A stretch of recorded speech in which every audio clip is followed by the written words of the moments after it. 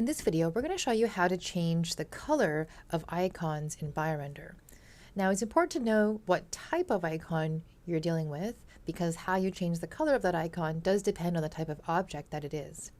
So let's get started. I've just searched the word antibody here in our icon library, and I'm going to drag out a few examples. One is an icon that looks like it's pretty flat or ungrouped. And now I know this because if I click down on it, I see a few color options. As well, it does not have a purple bounding box around it like these other ones do. Okay, so I'm going to drag that out and I'm going to increase the size just so you can see. There we go. So it's beautifully rendered. It is flattened, so I can actually come up here to the icon color options and change the color of that icon holistically. So maybe more of a red shade, more of an orange shade, maybe monochromatic in black. I'm going to make it this bluish green shade.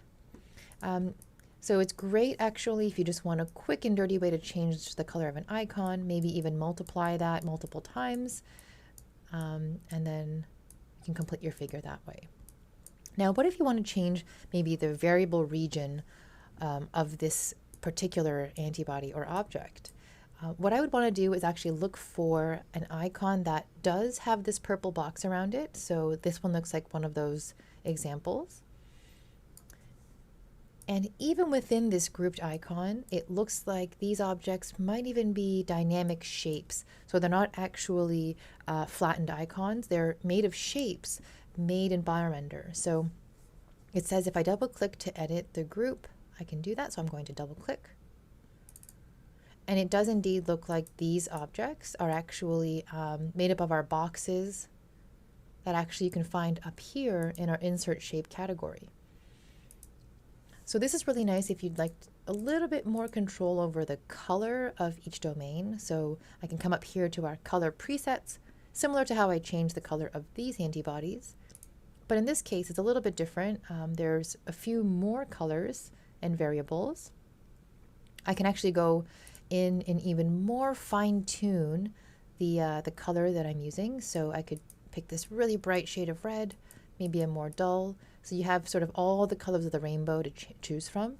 We do ask that you use color sparingly, and that's why we've got these sort of color presets just to keep that color palette in check, and so that it doesn't clash with the rest of your colors.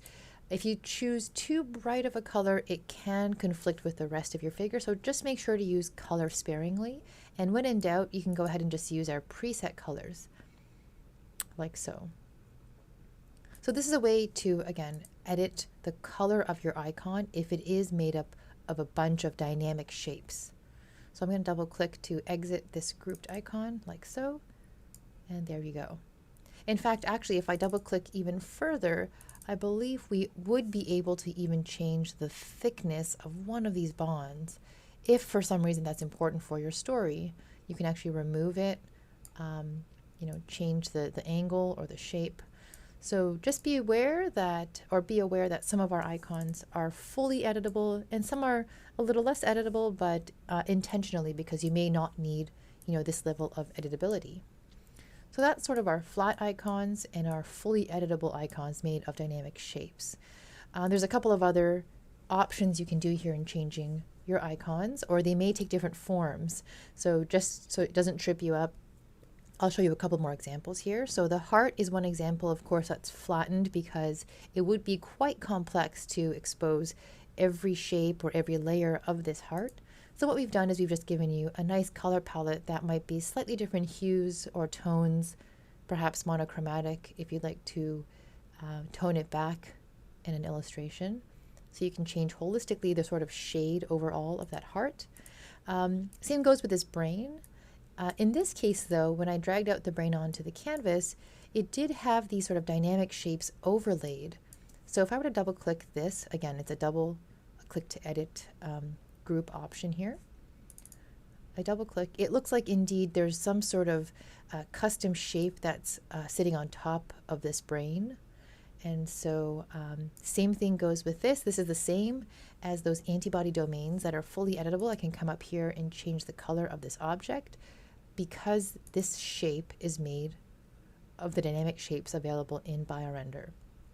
So again, we do warn to be a little bit careful about the type of color you're using, but the preset color options do a pretty good job of giving you some nice color suggestions.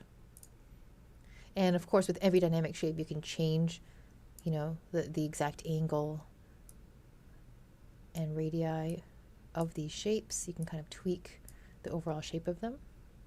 But underneath these dynamic shapes is a flattened icon, similar to the heart, similar to the first antibody that I showed, that you can change holistically. So this is one of those flattened icons that you can change holistically, the entire brain color, but you can't necessarily go in and tweak those individual sulci and gyri. Okay, so I hope that explains the difference there. So again, to repeat, BioRender does have an array of flattened icons as well as dynamic shapes that you can overlay on top. And then finally, sometimes organic shapes may take on the look and feel of an icon or pre-made icon, but actually, in fact, it is a dynamic object. So these proteins are such an example. So again, it might look like a pre-made icon, but it actually does have the ability to change shape and change color in the whole spectrum of colors that we have in the palette here.